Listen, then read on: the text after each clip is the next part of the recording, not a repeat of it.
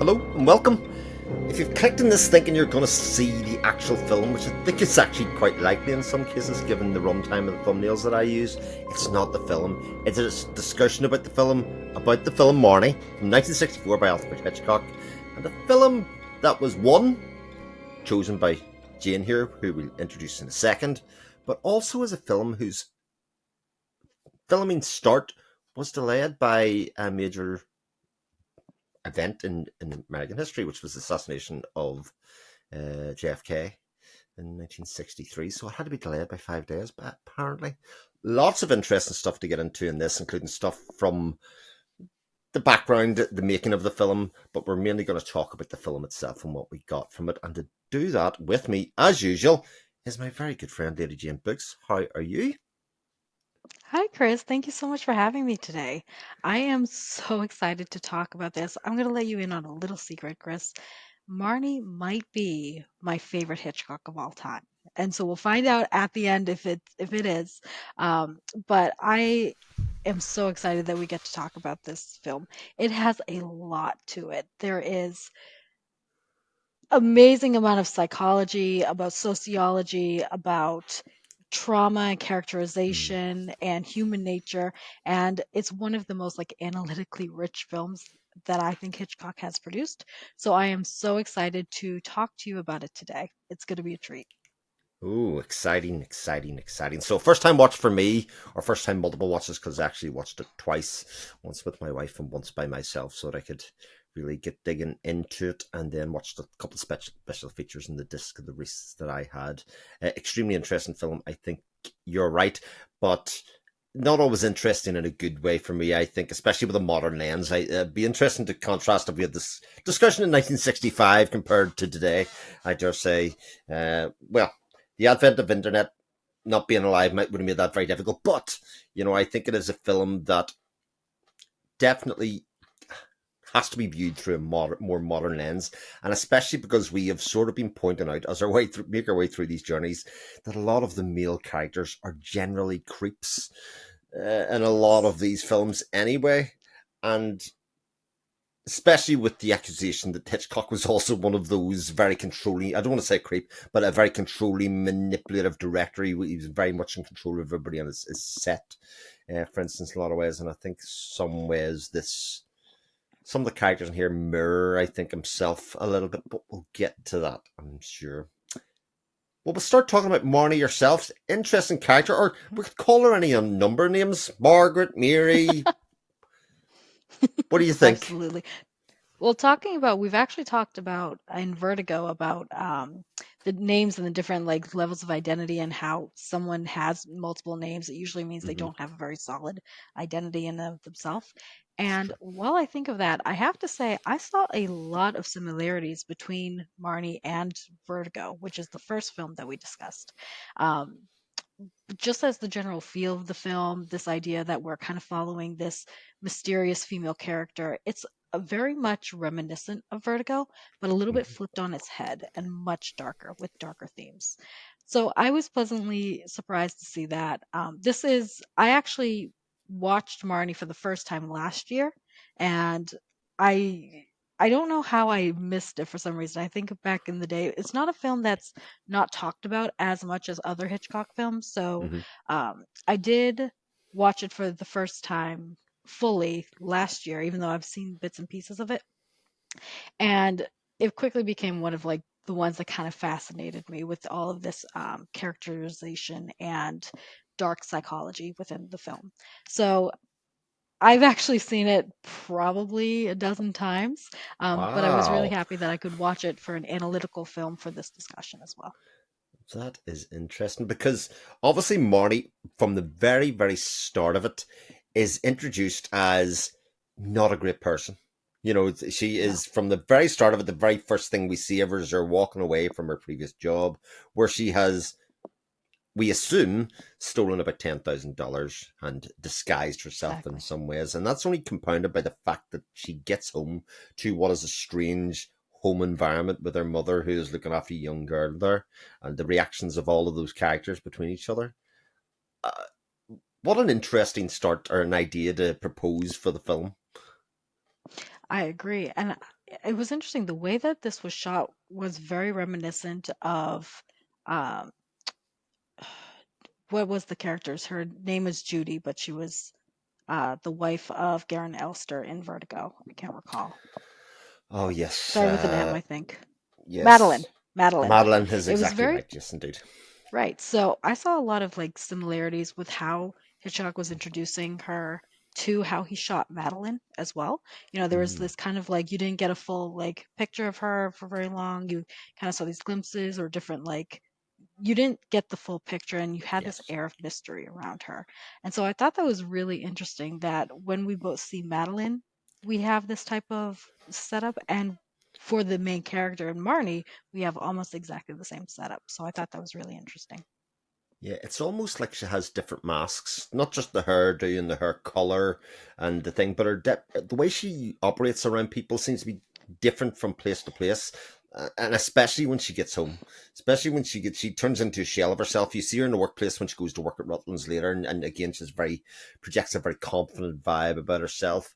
Uh, Although when she's in the interview room, I think she's a bit more demure, etc. I think a lot of those things are play. So she is a bit of a chameleon in a lot of ways. And so, I much agree. like Mark comes later on, we're not really sure who the real Marnie is throughout the Exactly. whole film, I think. Exactly. I totally agree. And one of the kind of interesting foreshadowing parts of this introduction scene is when she's actually packing, and you can see that she's Mm, just bought all new clothes. She's getting ready for a new identity. And I thought it was just interesting that she kind of like tosses her undergarments in the one that she's discarding, which, as we go through the film, we find that that's actually a pretty significant theme of kind of a rejection of her own like intimacy in a way, and that type of yes. very deep, very personal femininity.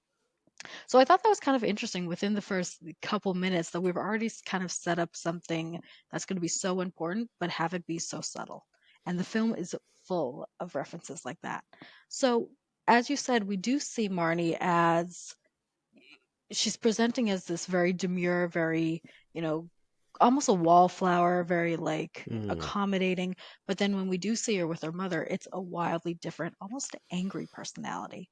And so yes. those things kind of interlink that she's able to just quite literally discard pieces of herself as the situation needs.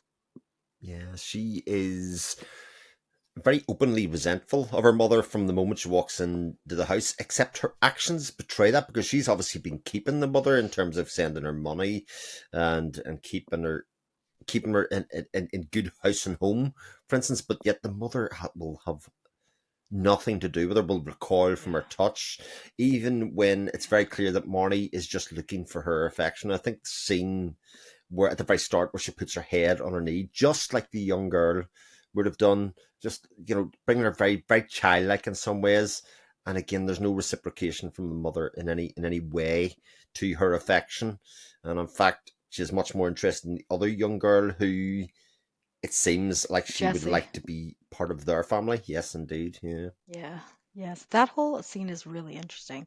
But before we actually dive onto that, I actually wanted to back up even a little bit Yep. further because one of the ways we're actually introduced with Marnie is through um, not Mr. Rutledge, but the victim of her thievery. Mm, And when the police say, like, well, what was she like? He doesn't really talk about like her personality or anything like that. exactly. He really kind of focuses in on her physical characteristics and emphasizes how good looking she was. And I think that's kind of interesting because it's setting up kind of this lens of this is how she's perceived by the majority of the male characters in the story. And also gives credence that you don't actually know who Marnie is. You see, like, what other people are seeing, particularly the male characters are seeing. And you also kind of get the sense that she's almost utilizing those Mm. attributes in order to get what she wants, which I think is very, very interesting.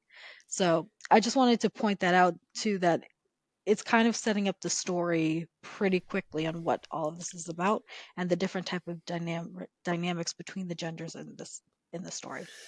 Well, indeed, and Now, oh, sorry, I Chris. was going to say, as we Go find ahead, out later, Chris. of course, that relationship of how men and women interact is actually her formative memories, in terms of, looking at her mother, etc. So that Hmm. use of sex and the use of attraction, etc., is how she has been instructed through her life growing up as to how that relationship works. So there's no other level to it. So I think that observation is very apt and very very true to the film as is explored going on. Yeah. So I think at the scene where she's visiting her mother is very, very important. First of all, we definitely see that there's a bit of a class divide here. Mm-hmm. Marnie is very well dressed. She's able to buy these stoles, even though she quite literally stole Stole it. the stole. Uh, get it? Stole.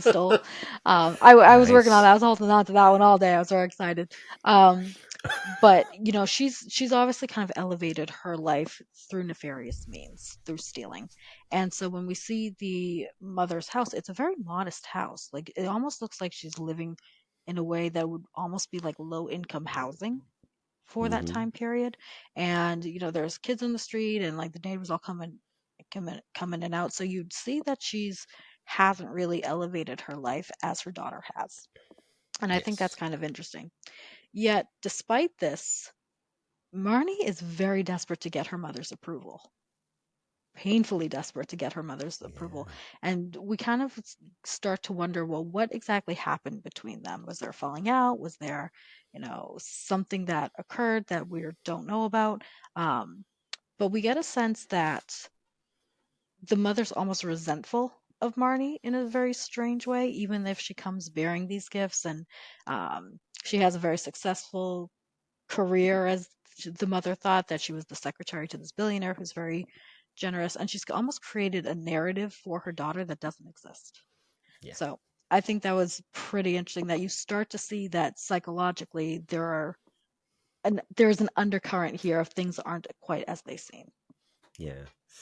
I, it's so interesting because again, having been through the film twice and look back, I and I'm gonna go looking for help. I do not see how the mother's actions make any sense. I, given everything that happens, given everything that happens, her expectations of her daughter, etc., etc.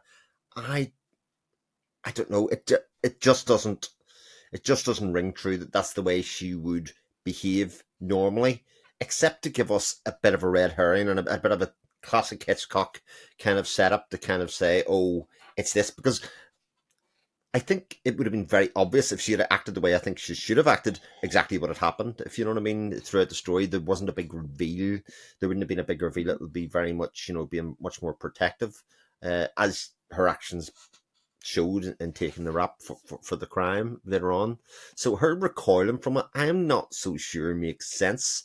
Having said that, it Really? was just part of the setup in terms of it giving a fractured relationship between them two that say that something did happen in the past between them, Mhm. especially as an only child. That's a I think that's actually very interesting. I'm going to push a little bit on that because I Okay. think what really sells a story is an idea of the psychology of the mother and kind of her thought process and her experiences. And as you know, a lot of this happens off camera, so we can only Mhm. speculate. But if you take what we know, the mother obviously, at the very end of the story, not to spoil things, but she said, I got you when I was 15 because That's right. I wanted a boy's sweater. And he says, do X, Y, and Z. And she does. And when you think about like a 15-year-old teen mom, that's a very formative year where her personality For really sure. hasn't, is just starting to come together. And childbirth is a very like traumatic thing for a lot of women, and she's probably young, and obviously she was not well off. And so thinking back, inferring what she's telling us, it sounds to me like her first experience with this boy was a very traumatic one because she Mm-hmm. felt used.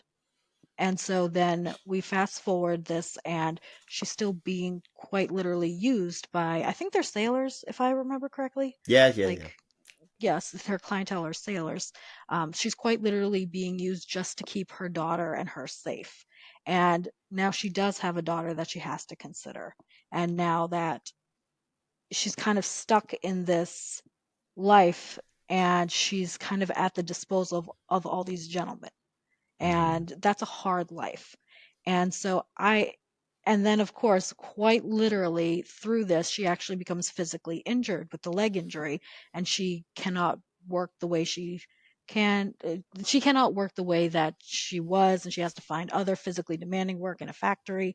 And so you kind of see that all of these things being linked were the cause from her experiences with gentlemen, which is going to cause a lot of resentment. And then you also add on that Marnie, the person that she's responsible for and is in her mind keeping her in this poverty level, was the result of a gentleman's demands as well. Mm, So when you see that and you look at and you kind of understand like her thought process, she's equated that part of her life as hardship.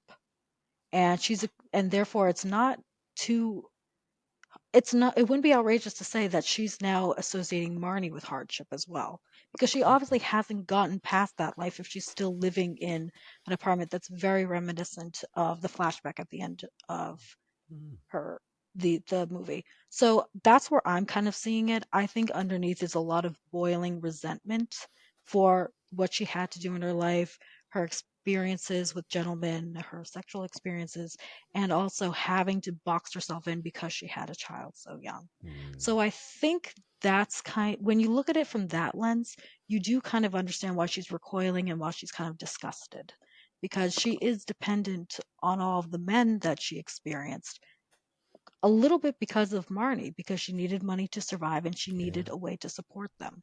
So within this story, I can definitely see how that translated to resentment for Marnie and an automatic shuddering, because you see that she has a lot of vitriol and poison whenever she talks about, like, well, we don't need a man. Why is a man in my apartment? And there's a lot of underlying resentment and fear and hatred. So I think that's personally where it's all coming from. I'm not a doctor, I'm not a psychologist, so but I'm just taking a couple lines from a movie. But that's kind of how I saw all of this. And so when you think about it that way, her actions aren't all that far off. Yeah. Okay. Thanks for that because I suspected you would have a different take on it and one that would enlighten it, Jane. And now that you're speaking and you're going through the actions, like when she's in the room, like she literally lifts Marnie out of the room to go in. She's literally using Marnie's room. It Yeah. looks like in some ways Yeah. I to think do it was the a acts one and make the bedroom money. like apartment. Yeah. Yeah. Um, and she doesn't have anywhere to put her except for literally directly outside the door. It's almost like Yeah. there is no, let's say, custody or care being taken over Marnie's well-being, even though they're Yeah. not great situations. There are not a lot of choices, but it is, there isn't that strong familial bond there that there might often be. Go and stay with a Yeah. neighbor or something like that, that you would often see in other films or other circumstances. Right. And I think when we think about why the mother is so fond of Jesse, in her mind, she's almost doing this over again. You Yeah. know, she's doesn't have that profession anymore. She can like enjoy this bond with her daughter. She doesn't have the crushing responsibility of her as she did when she was 15. And so I think that's where we kind of see this almost obsession with the mother and the little girl, and also where we get the resentment of Marnie and Jesse as well, because in a way, like Jesse kind of represents the innocence that Marnie would have had all that stuff never happened. And Mm-hmm. she's able to live her life with her mother, quite literally almost being a replacement for Marnie, where Marnie is now a broken person because of all of this trauma. And she has a front row seat to somebody else enjoying the life that she may feel that she deserved instead. So I think that's a very interesting scene. I think there's a lot of Mm. psychology that goes into it. And these are the points that I think are so brilliant about this story. And just, you don't get to see movies like this that are that deep anymore. So that's why I really like talking about this one. Really, really interesting, especially to contrast the past and the present in such Hmm. stark ways, and then obviously moving Hmm. towards the future. We'll come back to Marnie, I'm sure, but I had recognised immediately, actually, as soon as she went for the job in Rutland's, that actually that was going to be Sean Connery's uh, Yeah. place, and that was where he was Which going to go. I'd said Which to the what a wife, great like what a great casting choice. Oh my goodness. I cannot think of anybody else but Sean Connery making this character mark so interesting, but also so like shocking as well. I think they really, really hit the nail on the head when they casted Sean Connery in this. So an personally. interesting backstory that I found out about this is that obviously Hitchcock had heard about Connery that he was making Doctor No, that, and that even I don't think it had come out yet when they were talking about this, but he was like, "Let's see this young man, let's see him in action," and he came in with his very thick Scottish accent for this part to be played in this American part, almost like American royalty in some ways, so he's very well to do, kind of from that kind of family. With this very thick Scottish accent, they're like, well, what are we going to do about the accent? They went, it'll be fine. He's so good looking, nobody will care. And to be fair, that is sort of It true. wasn't wrong. Yes, he has a sort of I debonair. didn't care. Neither did my wife either. She was the same. Oh my god! Oh my god! Oh my god! Actually, it was one of the things that Tippi Hedren talked about as well. She didn't like the casting of Sean Connery because she felt there's no way that her character could be, this kind of frigid, kind of afraid of man, Oh and man. and have Sean Yeah. Connery's in front of just. She just thought it Yeah. was just ridiculous. That there would be no veneer comes down from that, which I think again is very interesting. I heard that they still like up until like the end of his life they were still in touch and I think they were Yes, still like friendly like as colleagues. So yes. that's nice to hear. That is, that is. So he Yes. plays the character of Mark Rutland, the guy who's come in and saved his father's company. Basically came in and said, Father, you retire, I'm taking over, and has turned the company around to such an extent that everybody in the company seems to love him. He's not like the boss Mm. where everybody's like, oh god, the boss is here. He's very much part of um a familial kind of sense of family. So like almost like a family run business where, multiple people have trust and Excuse me. keys and all of that kind of stuff. And he rather questionably decides against all other things that he's going to hire. Yeah. I mean, I'm just saying if this was today, this is a lawsuit waiting to happen. Like every bit of it. Just putting it out there. That's an employment lawsuit waiting to happen. But um yeah, I think that he's a very interesting character because I think within the story he's so set up to be this like gentlemanly, very yes, successful, very like suave, aristocratic type of gentleman. But then obviously we see a lot of problems later on, and we'll get into that. But it's right. There's almost like this kind of relaxed elegance about him that he's obviously a very, very like high-powered man, but he's still almost approachable. yes, So I thought that was kind of interesting. I think that's a very interesting way to play the character. yeah. Uh, Still don't know why I hired her. I'm just saying, even if he thought she was phenomenally attractive, and a perfect match. Well, didn't he hear that wasn't he a colleague of the person that she burgled last? So she And he was, heard, yeah, so he was like, "Oh, the one that's always pulling like her skirt down." So he connected that like, "Oh, this is the person that burgled somebody else. And now she's here interviewing for my company." So I think there was a little bit like a morbid curiosity on his part, being like, "Well, I wonder how this is going to happen." So I think that he's a person that he obviously likes control. Then that's mm, going to be, we're going to talk more about that later. There's a big, big theme of control between yeah, him and Marnie throughout the story. But I think he's coming from it being like, she wouldn't try that here, right? And if she did, he had mechanisms to control the outcome. So yeah, I think it was a little bit of a game for him at first. But then when he saw exactly how deep this was all going and the extent of Marnie's internal struggles, he became much more invested. So yeah. yeah, I think he started just being like a practical joke, almost like jokes on her, but then I think it spun way out of control. Yeah. It's game was the word I was going to use. Everything seems like a game to him. Like the guy who has everything. What else do you do?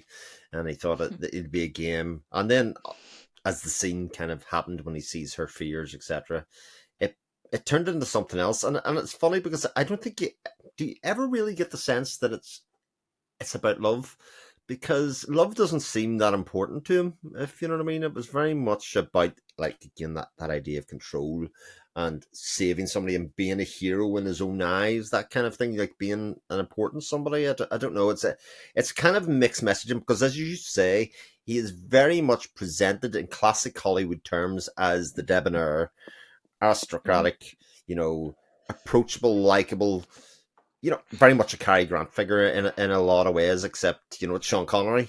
So Cary Grant was maybe, getting on a little bit and didn't look like Sean Connery did then. So you kind of use a bit of the both, but that definitely that profile of man. And yet, while people may be swooning over him, I think we talked about this last time, or certainly in Rebecca was we talked about this, the idea that Hmm. Laurence Olivier was that maybe attractive or something that people can, Hmm. when they're in the cinema, not really even see some of the faults for them because some of these people are just so attractive. And as classic Hitchcock does, he thought he'd get around a lot of problems in filmmaking by just casting very attractive people all the time. And he did all right as a career, as it turned out. I definitely agree. Yeah. I'm So just looking at my notes. Go ahead. I was going to say, so one of the very interesting things I think from this, I assume you haven't read the book that this was based on. I have not. No. Right. So one of the very interesting things about this is that it's changed from the book in a couple of very significant parts.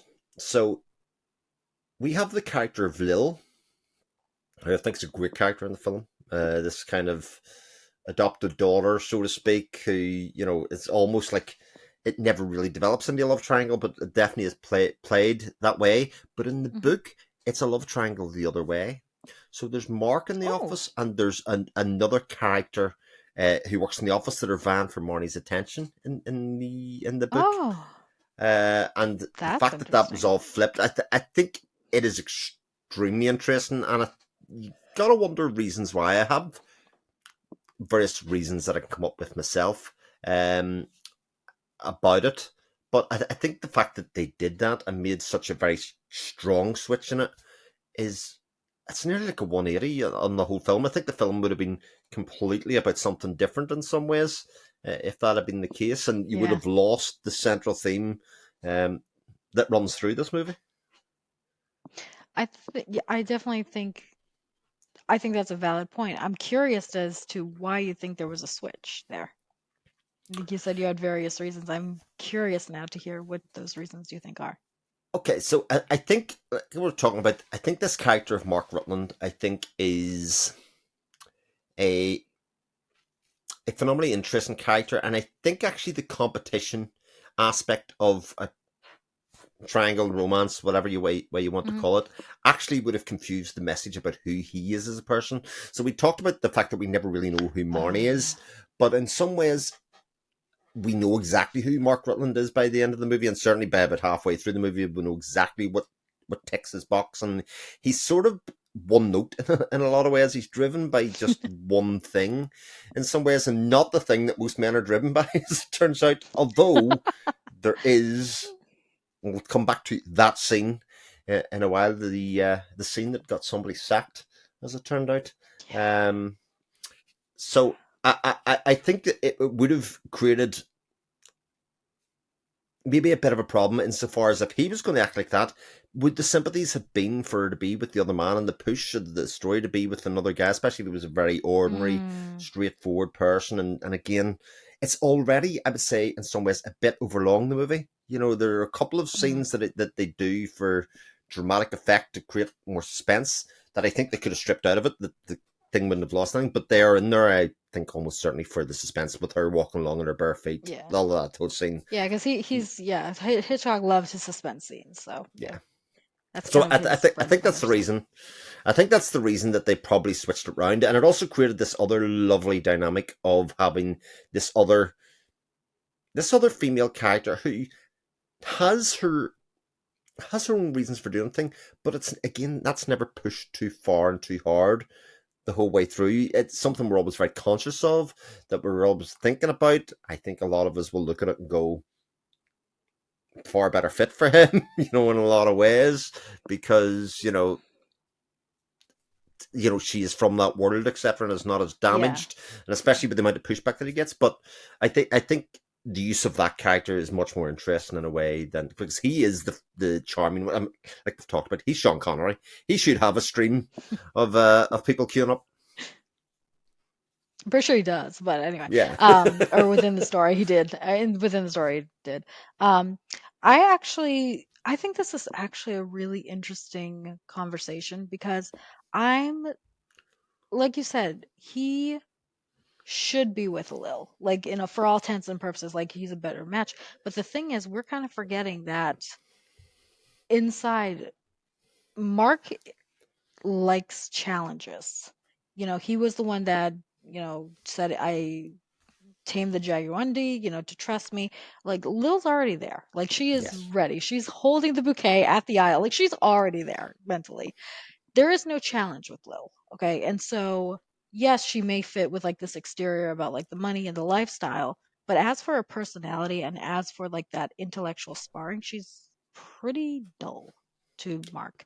And so I think that's why Mark is so entranced with I almost said Tippi Hedren, but no, with Marnie, Marnie. is because he's kind of tapping into this like idea of an animalistic challenge in a way, and that's why he needs to like conquer. It's all very toxic, super toxic, but within his mindset, the thing that he has to work for and conquer is going to be more valuable to him than the things that's already kind of There. quite frankly laying there. So, and because we see like this theme of like animal and instinctual behavior and stuff like that. And obviously, we will talk more about that later, but there is this kind of subtle theme of humans and like natural instinct. It's very messed up, it's very toxic. Um, but within the story, that is a factor. So, Mm. I kind of see that that's why she's almost not a good connection for Mark because it's not actually what would feed Mark's psyche like Marnie would. Yeah. I think you're exactly right, and again, it just goes to reinforce who he is as a person, by her presence, and her availability and all that kind of stuff. It goes to again very clear laser focus on the character to say this is who he is. Like literally every time he opens his mouth, he's talking about some form of control or something that he needs to do for somebody. Yeah. Even when he turns to be full psychologist himself when he reads a book. I'm gonna let you should read a book. Yeah. It's very controlling, coercive behavior. Yeah. Yeah. Yeah. He's got a lot to his personality, Mark, but Yeah. that's what makes him interesting though. Yeah. So Actually, I'm sorry. I Go was ahead, I was Chris. gonna say if you've something else to bring up about Mark Waite, but I was gonna move on to the scene when she works on the Saturday because I think that's the first real instance Yeah. that we have, in terms of having an insight into their burgeoning relationship in some ways. She was obviously invited there because he found her attractive and wanted to find out more about her, or maybe even to be inquisitive about, trying to get into their previous lives, etc. But soon that becomes devolved. But again, another really fascinating scene with walking in. We find out about the ex-wife. We find out about what he kept of the ex-wife, which I thought was like really creepy. Talk about Yeah. red flags. Yeah, that's actually exactly where I was going to go too. So, um, yeah, one of the things that kind of almost made me nervously laugh out loud was when she walks in and she just kind of notices that this ornament these ornaments in the cupboard, and he goes, "Those are my wife's. She's dead." And it's like, did you take a breath in between that, Mark? It just he Wow. doesn't seem like he's very connected to like his former wife. And he's like, well, that's all I kept that was of hers, though you discard it. I mean, your richest Midas here, and you discard all of your wife's possessions. That you kind of get the sense that there might have been like something more to the backstory about him and his wife that I kind of wish we found out a little bit more because I think it would give us even more insight into Mark's psyche. But I thought that was very strange that that was the first thing he said that, oh, those are my wife, she's dead. That's all I got. And we're kind of like, okay, well, where's our assignment? It's a very bizarre thing for Mark to kind of just lead with. Um, and also the fact that it got destroyed and then he literally just picks one up and like throws it. You kind of get the sense that there was something else going on here that we're not privy to. So I kind of wanted like your thoughts and ideas about that whole exchange because it kind of didn't sit well with me, but I don't know why. Well, I think it leads into the idea that Mark is not interested in love. He's a sociopath. He's in love with himself and who he is and what he can do Oh, for people. I okay. think is the way that I read that, especially in context. Like yourself, it felt like that was going to be part of the main plot when it was kind of come out. This idea that we have this too good to be true man that's very interesting, this very damaged individual. It felt like the plot was going to be here. We're going to find out about his dark side and her dark side, and the two things will go Mm. to two different directions. That's where I thought the film was going at that stage for sure. But It's the very very Rebecca. It's like yes, reminiscent of Rebecca a little bit. Yeah. extremely so. Yes, indeed. In fact, at that point, the similarities are very, very strong now that you mention it. I did have a chuckle and a laugh when the tree came flying through the window. Yeah. Like, where did it come from? There's no trees outside. No. And his like nonchalant attitude of like I have to call the maintenance. It's like, okay, Mark, like I don't know. You're just gonna leave that like water damage, like it's I don't know. Just it was a bit of a like a ridiculous like type of scene in Yeah. many ways. But we do get another instance of the bright light, the storm, and the red, and all of that kind of stuff coming through from Marnie. I actually would have been really interested in seeing that in the cinema at the time because maybe it's the more modern print or otherwise, but the flashing of the lightning was super bright. And I'm sure when you were in the cinema at the time, it would have been a very visual assault on you in much the same way as strobing would be used today. Hmm. I've been talking about some of Gaspar Noé's films that do that. They want to visually assault you and make you jump out of your seat, not just with the actions and the suspense, but actually in the way that the filmmaking is done. And it is very overt and very jump you out of your seat, so that when she jumps up, we sort of feel the same thing as her, which I think is a really interesting technique in terms of like we see he's presented as a sociopath the whole way through that scene, and yet that's the first time that we are made to really identify with Marnie in a kind of visceral physical sense, and that whole scene then culminates in again another really awkward, horrible scene of the creepy kiss. Yeah, the like lack of consent and like Yeah. manipulation of consent where she's vulnerable. It's a very like it's a very hard thing to watch. Um, something else like Mark is just completely creepy in this entire scene. Like we can come out and say that he was Yeah. a total creep during the scene Yeah. from beginning to end. Even just like opening up to like this whole line of, oh, that's a I think now we just call them jaguars maybe like or Mm-hmm. some type of lion or big like cat animal. Um, that's a jaguar.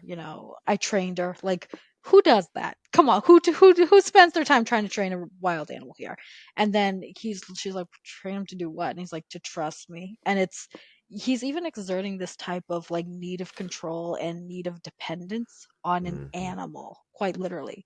So going into your point about possibly being a sociopath, it's not too far to leap from if he's doing this for fun, what's he going to do with Marnie? Type of thing where he sees her as a challenge and he sees her equivalent to this wild animal that he has to tame again. And again, that animal instinct of the kiss, because I bet your ass in 1964 this was seen as a very raunchy, sexy thing, especially her Yeah. getting to kiss Sean Connery. It looks terrible now, without doubt. I mean, the kiss to Yeah. the head, etc., is just it's a what are you doing? It just honestly seems like an HR nightmare and Yeah, like a lawsuit and a giant settlement. That's how I read this now. yeah, That was but where my mind went. but it definitely seems like Hitchcock was setting it up to be this this guy's no good. I mean, Yeah. which he sort of drops straight after that in some ways. He obviously comes back to it with the amount that he follows her around and, you know, sort of rescues her in inverted commas from herself a couple of times. But in that scene Yeah. especially, he is very much presented as no, not good. And I think we're meant to fear for Marcy from that point, and that everything's not right with our Yeah. relationship or with everything that's going on. He's showing his like colors of being like a predator in a way, Mm-hmm. not like predator as we use today. Obviously, has a very different, but as predatory in his masculinity towards Marnie, which definitely culminates later in the film. Yeah. So we move on then. She steals the money. She's gone. She's out of there. She works out how to steal the money, and what is a sort of cleverish scene of steal the key. I mean, a bit of humor with the guy who can't remember the combination of the lockets inside the thing. Okay, that was quite clever. Yeah, I got yeah, a chuckle out of definitely. that, and like I say, she steals the money and away she goes. Except he's obviously been watching her in some way, and we go from you stole all my money to we're going. It's not. Will you marry me? We are going to get married. Yeah. Proposal of the year on that one. Yeah, well done. Yeah. Yeah. No.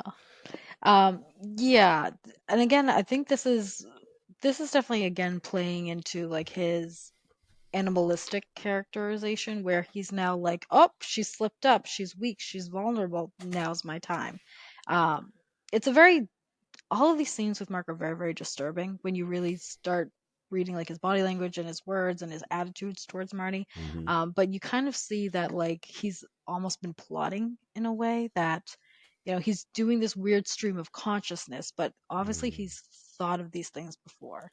So I think this is where we start kind of seeing that Marnie is in more trouble than we thought from the previous scene. Like this isn't going to be like a romantic thing, or at least in Marnie's mind, this isn't going to be like one of those big like romances. Like it's Yes. kind of like in Vertigo a little bit. This is something that's actually very, very concerning. Um, so I think that's kind of an interesting moment for the audience is that we're seeing that Mark may have way more intentions than like we initially thought, and it's not from like a chivalrous, not from a chivalrous mindset. Yeah. And it's again, she's very clear. I want no part of a physical relationship. It's not something I'm ever I never want to interested get in. married. Like I don't have any bows. Like I have no interest. And he just bulldozes right over that. But he puts her in a boat where she literally cannot get off and run away from him. Like that's okay. That's a move. And then on the boat, he forces himself on her. Yeah. Yeah. Yeah. That whole thing is a very strange layout as well within the story. There's a lot of things that I personally think don't really make sense. And as we've said through many of these, we're looking at this through a modern lens, okay? There's Yes. obviously a very different mindset now than there was back then.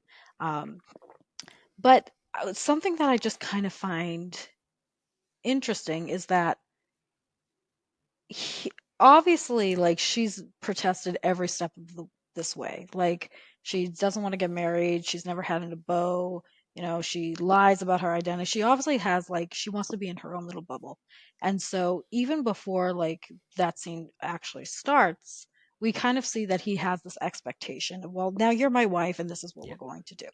And it's actually very sad to see that because he's again not thinking about Marnie's like psyche and emotional well-being and thought process and what makes her feel safe and secure. He's really, really only thinking, we're married, this is the next step. And there's no like outside consciousness at all about it. So I think that's where it starts to get very scary for me. Yeah. Because you kind of okay. I actually really do struggle with the scene because when she has her like freak out and she runs into the other room, obviously she's very uncomfortable. Like things should just be a full stop at this point.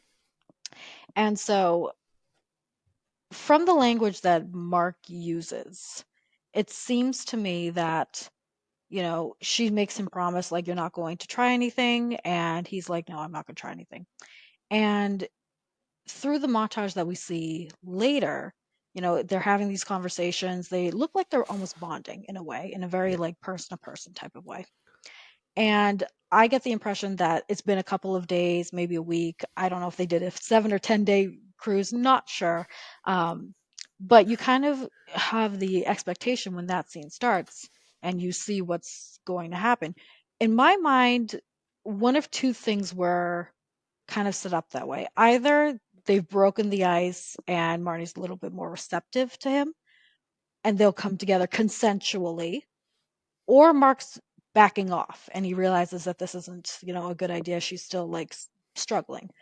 And so when neither of those things happened and we have this awful scene, you're kind of like left at a little bit of a loss because it doesn't really make sense on how exactly we got here.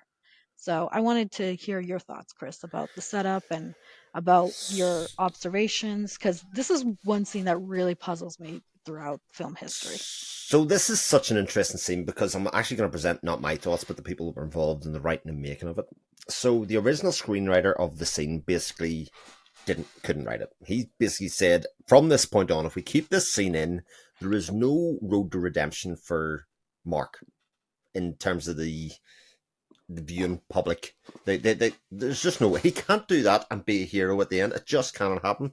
So he presented Hitchcock with two versions of the script, one in yellow paper and one in white, and with a note that basically said, um, "I think you'll see why." And he wrote a different version of it, and he just got a phone call the next day to say he was fired from doing the screenplay and Mm. screen writing, and a female screenwriter was given the part, and she wrote that. Oh, And what is most interesting about this is that apparently the word came that actually to Hitchcock, this was the most important scene. This was the whole reason he wanted to film this book, was because of this scene and what happens after it. And I can't read that in any other way than that's not right. That's yeah. like dramatic, yes, sure, that you would want the attempt to do that, but I think the original screenwriter had the right idea. I do not see the happy ending in this film for them as a couple at all. I like as much as he seems to care about her at the end. You fear for her. She's going from one bad situation to another of some sort, and it's not going to end well. And there is no getting back from him at that stage. And for all of the other stuff that he tries to do, it colors everything that happens in the rest of the film from that point. It's never really about her; it's about him. Yeah. And yes, it's extremely problematic. Like there's no doubt about it. Yeah. That actually makes more sense now as to why I kind of struggle with it. Because as I said, like when you set this scene up and you know these characters and what's been going on so far in the film, like you expect either one or the other that I described. You don't Yes. expect what actually happened. And I think that's why it feels so out of place, is because part of it does feel very, very illogical because there's not a lot of evidence to back up why that had to be written into the story. But then if say the director did have the mindset that this is the like number one scene that I want to film, that actually makes sense as to why it doesn't fit with the rest of this exploration of Yes. psychology. So I actually think that I think your points are very valuable in that way, because that actually explains to me why I struggle with it so much. Yeah, even like Connery, I was like in some promotion where he talks about this film, and he says he does enjoy the film, but with certain reservations. And I think, as far as that's concerned, I mean, his character, I think, was aged pretty badly, sure, but I can't see it being that great at the time because, again, there No. is that icky feeling. Um, about him. He's just not quite the catch that he appears to be in some ways. And in many ways, a bit like Rebecca in some ways. You know, there's Yeah. something else going on there in the background. And it's funny that you've mentioned that because now that you've said it, the parallels between this and Rebecca are very, very strong. It's a very closely linked thematic movie in a lot of ways. I agree. I agree. So we move on Yeah. to then the psychology part of it, or the exploring what happened in her past. What's Seer dreaming, Mm. waking up from the dream, and she's sleeping by herself, all of that kind of stuff. Was there anything else before we move to that part that you wanted to touch on? Um, just one kind of observation going back to like the really, really tough scene. I Yes. think the way that um Tippi Hedren acted it was very interesting because you almost see that like she obviously did go catatonic, and then she's kind of like shocked into this like almost death state, which I think is very interesting because when we see like just her eyes are highlighted before we pan to the portal, she almost looks like she's passed away a bit. Yeah, And you kind of get this idea that like she is not there anymore. Something is broken. And so that kind of from that moment on, you kind of see a very, very different, but subtly different change in her demeanor. Like she is much more like withdrawn. She's not as confrontational. She's not as fiery in some ways. And I just think the way that it was acted really added on to the severity of the situation from her. So I thought that was a really interesting way that she played it yeah. I actually because it think that. is like she died. It is like she Yeah, I mean, died. she's very glassy eyed throughout the rest of the film, through a Yeah. lot of point, even right up to the very end. And I think it's worth saying, like, we've talked a lot about Sean Connery and his physical presence, probably more so than his charmingness. I think Tippi Hedren is brilliant in this film. Some might say I in agree. some bits it's slightly overacted, but some of the scenes, especially the one when she's waking up in bed and she's telling Lil and Mark about things and talking through things, I think is astonishing. Her Yeah, performance at that part of the film, and I especially agree. when you consider this was straight after Birds, and Birds is a bit oh oh, excuse Yeah. the noises. And she was dealing allegedly with a lot behind the scenes as well, like dealing with Hitchcock himself and Yeah, so there was a lot probably on her emotionally, and to be able to act that well under very stressful circumstances is a real credit to her abilities. do you know she wasn't originally supposed to do it? Yes, I do know that. Grace Kelly was? I'm sorry, Yes, what? Excuse me? Who would have thought that was a good idea? Like I can't see. uh, mm, I can't see Grace Kelly acting this. I'm sorry, I well, can't. Prince Rainier didn't like it. Didn't like the Yeah, script I quite I think the people. rightly in some I think ways. the people of Yeah, Monaco were like no, no, not happening. it wouldn't have No, fit with Grace. No, I Rear can see. Window she can do. Yeah, Marnie, no, no, I can no see way. why she might have wanted to do it because it is a beefy female role, and I think actually, I think I talked about this last time. Hitchcock does and was around that time providing some beefy female prominent roles for people to really get their Hmm. teeth into, rather than just be like the shiny bit on the set, like the Catch a Thief. If you want, like if they use another Hitchcock film, she was a sparkly diamond in a lot of that, without it being like totally beefy in a lot of ways. And maybe she's seen this role as being right. I've been away from it for a while. This is something that people will have to take me seriously about and do that. But obviously, it didn't happen. Yeah. But now that we also know that like the reason why he wanted to do this film is that scene, it doesn't fit.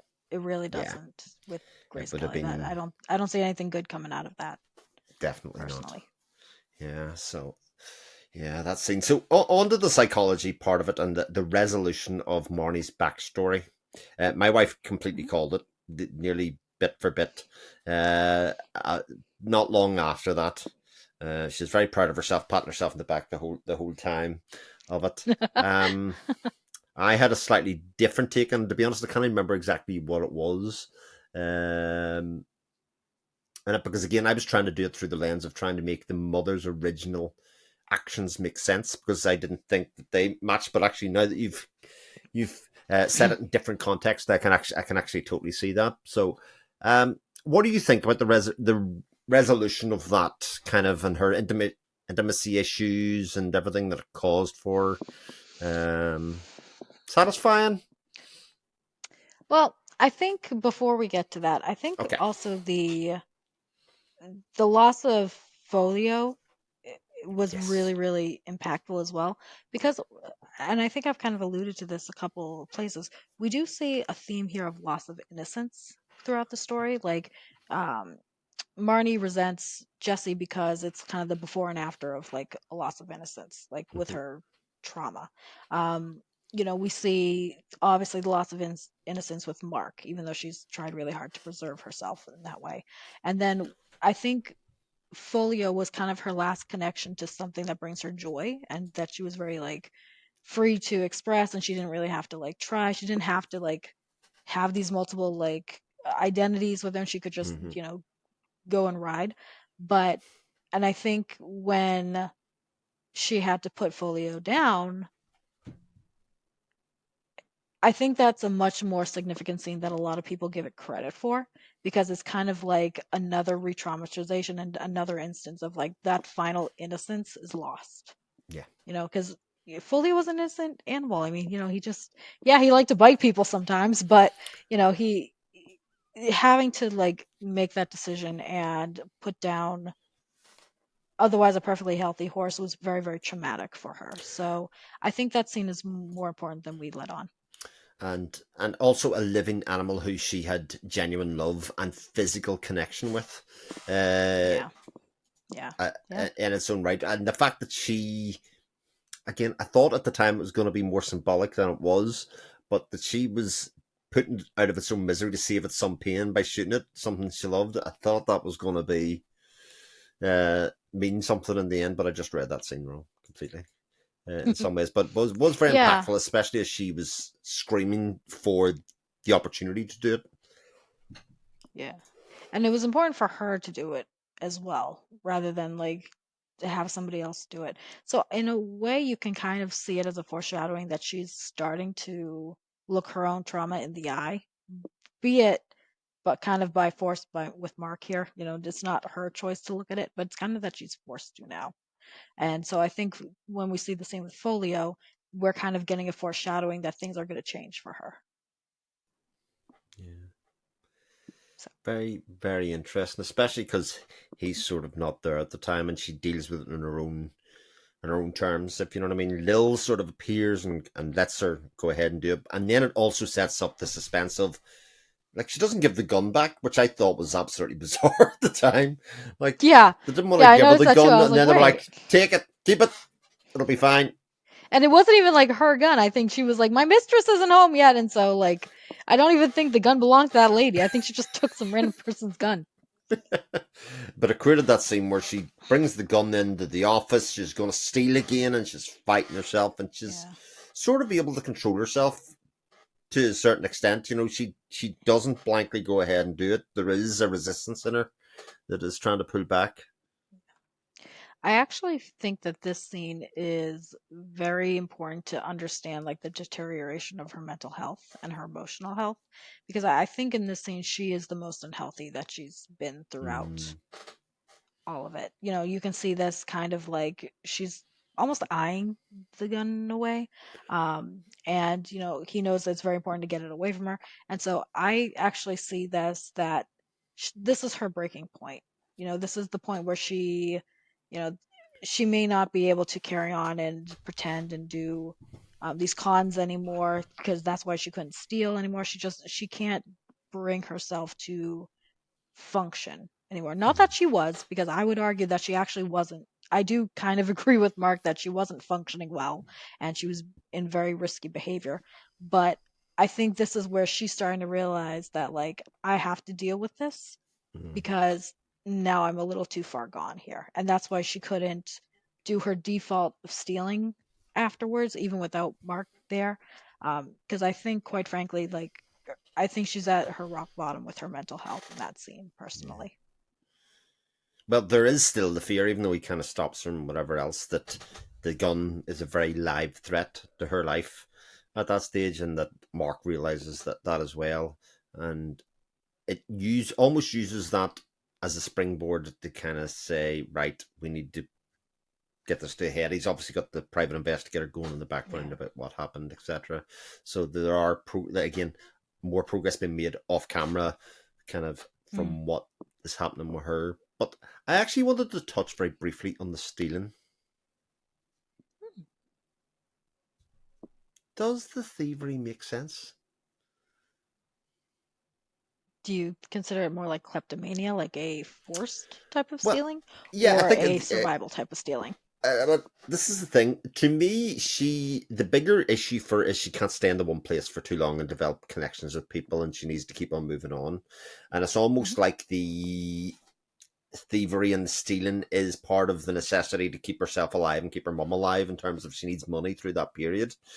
But it's sort of played for me a little bit in the film like there's some other reason for it, and I can't quite place it because to me it is just a this jarring of connection, and maybe it could be seen that it also severs the connections of the people there from before. You know, there is no attachment there because they will all just see her as a thief, and she sort of alludes to that later on when she starts to get to know Mark's character by basically saying, like, you know, I'm a thief, like I'm not a good person, this is who I am, you've just got to let me go. So like I can see it from that light, but it's also touched again at the end when, you know, Mum talks about she just wanted her to be a decent person and all of that kind of stuff, you know. Yeah. So, Yeah. which I think is interesting in its own right. I think I think so. I think that's a very interesting point.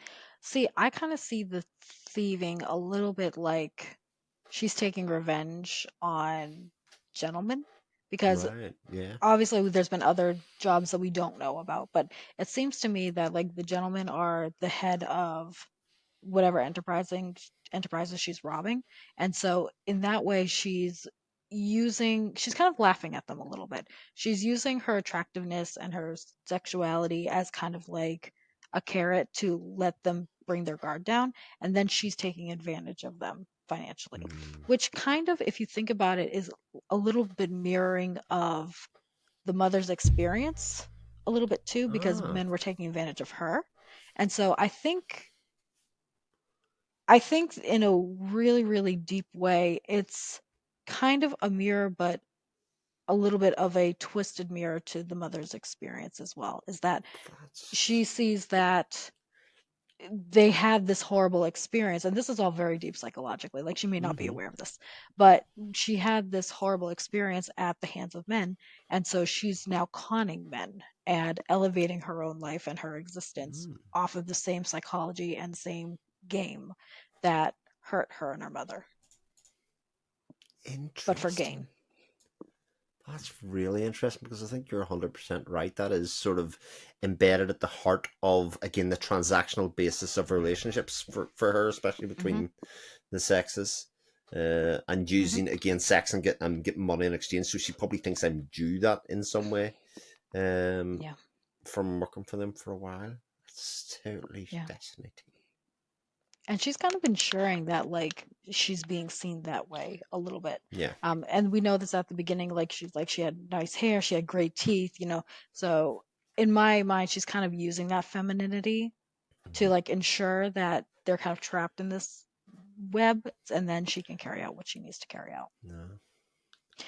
It actually goes back to something um that she said to Mark when they were having that little pseudo psychological conversation, where she's like, I read the books. I don't need books to tell me that women are stupid and feeble and men are filthy pigs. And so we kind of see that this is her words, not mine. Um, but we kind of see that that's what she thinks about people. Yeah. See what I mean? She thinks about both men and women. So if her opinion of women that they are quote unquote stupid and feeble, she's rising above that in a way. She is using this as a con. She is not stupid and feeble because she's created this system in order to take advantage of men who are quote unquote filthy pigs in her mind. Mm. So I think that's kind of interesting. That to me, when she said that, that's how I saw that all of this started to come together a little bit. Yeah. And then to bring that again back to the mother's kind of things where she's talking about things like men and a good name don't go together. We Hmm. don't need men, mama. Decent women don't have any need for men. This kind of idea of Mm, decency linked to yeah, relationships or anything like that. You know, really uh, interesting teachings to be telling a young girl, especially who has done the things and been through the trauma that she has. yeah, yeah. So you can see that there's a lot wrapped up into this. Yeah. Um, but what are your thoughts about like kind of the closing scene when Mark's in the apartment and everything comes out into the open? I'm really interested to hear of like your thoughts about all of that. So I don't know what I feel about that end scene. His presence, the way that it keeps cutting back to him with this, I mean, he's got a gleeful look on his face. I think it's quite well acted, all that kind of stuff. First thing that distracted me from the fact is that the young sailor is Bruce Dern. I think that's really really interesting in its own right to have a really young Bruce Dern be murdered in the way that he was. But again, it's that idea that maybe he deserved it. He is inappropriately touching a very young girl, but not insofar as he's overstepped the mark, if you know what I mean. But the mother at least does I have al- an innocence to kind of protect her in some ways. yeah. I almost wonder if that was like very, very subtly inferred, though, Yeah, from all of that. You know what I mean? I think that would have pushed audiences way too far for the time, because obviously this is already a movie that pushed audiences way out of their comfort zone. for But sure. I almost sometimes saw that as it was a very, very, very quiet, subtle reference to maybe the daughter was in danger as well. Mm, definitely is a I could be possibility. I could be overreaching on that, but that's kind of because then it makes sense as to like the mother's rage and then the physical fight and the need to protect her and her mother and her family unit. And then it also would connect to her intimacy trauma and issues as well. So Yeah. that is totally like there's probably zero basis, and I am probably overreaching with my analysis here, but I do suspect that that might be a small, teeny tiny little speck of a innuendo there. Well, without it going further, a lot of her stuff doesn't make an awful lot of sense. Again, those intimacy issues don't make as much sense without the idea. And there are words from her mouth. I thought there was like a bit of a juxtaposition between what we've seen and then what she's saying, like he was touching me, he was touching me. You know Yeah, that kind of thing. So yes, you're yeah. probably correct in your reading of that situation in terms of what happened there. I mean, the red was always going to be blood. The fact that there was thunder and Mm, lightning, I mean, it was a bit on yeah. the nose. I think some of it, to be fair, I was expecting actually another layer to be put over the top, like the lights were something else. But Mm, we do get that nice scene of the mother as a young woman, same actress, like incredibly unrecognizable in some ways. From that scene, and yet the film closes without any real resolution, if that makes sense. yeah, yeah. We don't get a happy ever after ending. We just get it Excuse me. hung to say this is what happened, and we move on forward from there, which maybe is about as much as you can do from that point. Um, but we don't really see totally a mending of the relationship at the moment. I don't think there's any way back for that relationship in a lot of ways. We don't see, like I say, Mark and her happy ever after of being intimate after that fact. Again, I don't think we need to. I think we'll just leave that relationship alone because maybe that's all she needs him for is to find that out and then she can move on with the rest of her life. He can go with Lila. Yeah. I think it's also telling that this didn't fix the dynamics between any of the characters here. And we see that when Marnie finally, like, again, rests her head on their mother's leg and she's kind of Yes. like waiting for that acceptance. And the mother still says, "Get off my leg." So Yeah. even though all this secrecy has come to light, there's still very deep rooted trauma that isn't going to be fixed by Mark bursting through an apartment door and saying, "You need to talk to your daughter." Yeah. I've done research. Like, it's not going to be fixed. And I think that is what I think that is actually very poignant in that even if these things are faced, it's not necessarily a resolution. Yeah. Because I don't think there can be, as you mentioned with other aspects of the film, I don't think there can be a resolution with a lot of these things. I think there can be an understanding. I think there can be coming to terms with it, but I don't think between the characters there's ever actually going to be a resolution because it's too much trauma throughout the film. So my big question at the end is because I did have a big question at the end of the film that came away. One, I think is quite easy to answer, but the second question not quite so easy to say. Is Sean Connery a hero? Right? Because he is sort of Oh, presented this in is a one hard in some question. ways, or can bad people do good things and that be okay? Because they both got some good out of it. You know, he got good out of it in terms of him. made to feel better about himself and actually playing God in a lot of ways and sort of getting to the root of her trauma. She's obviously got the root of her trauma, but he can still be a bad guy and that can be a bad relationship because, aside from that, those two things, that can be a net positive what happened, but actually a bad thing. But is he a hero? That's an interesting question to ponder. What do you think? Yeah, that's a hard question. That's a difficult question. I think we want him to be a hero, but we can't let him be Yeah, because of that scene. I'm interested if that scene hadn't happened. I think we would be an automatic yes that he came in, he saw he needed help, and we could argue that like some people who are struggling, don't always know they need help, and so they need like this help, like course in that time frame, and that was the mindset of that time frame. But because of that scene, we can't say that, no. and so I think that's really interesting. That I don't know. To be honest, I don't know the answer to that question. I wouldn't want my daughter running off home. Let's put it that way. Uh, No. there was no, like, that scene could have been him responding to her emotional state and being aware of it and listening to that rather than her trauma. He was only ever really interested in her trauma, as far as you could say. That was the only time he was aroused. That was the only time he was interested in her. But he never actually listened to her emotional needs and backed away and didn't take Yeah. what he needed from it. And for that, it can't be the hero. She's the hero for existing and living to that point and actually getting to that state and still being in one piece. She talks about the fact that she's not a decent person, but like there are things that happen there, like the talk about all that. She's still surviving, she's still going, even though nobody trusted her enough when she was young to tell her what happened, or nobody, sat her down and said, she had nobody and still has nobody really looking out for her emotional needs, neither Yeah. the mum nor Mark Yeah. Rutland. So, Yeah. I don't think there is a hero in this story, to be honest. I don't think there is. And I think that's almost the meaning of it is that hmm, within such a heavy movie with such dark themes and so much trauma, I think kind of the message is there are no heroes.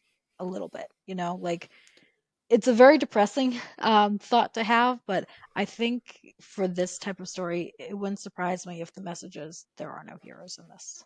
yeah. So a fascinating, fascinating film.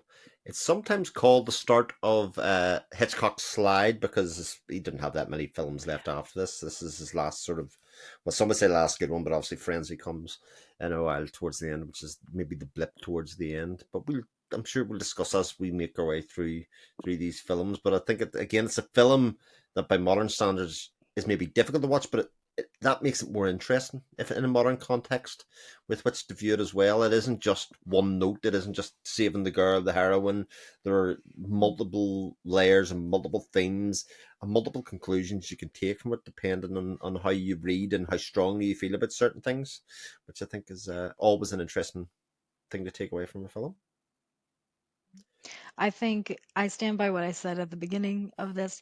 I think this is one of Hitchcock's strongest films, and I think it deals with themes that are so much darker than he's explored before in any of his other films. I think it's analytically rich. I think the characterization is very strong. We in good and bad ways, Mm-hmm. but I think it's a film that's severely underrated because people I think are a little bit afraid of it, rightly so in some cases. But I think that when you really look at it like how we did today, you can see that it is a very analytically rich film and a very well executed film as Yeah, well. And that's why it's one of my favorites. yeah. So a great choice. I think I should just let you pick all the time, Jane.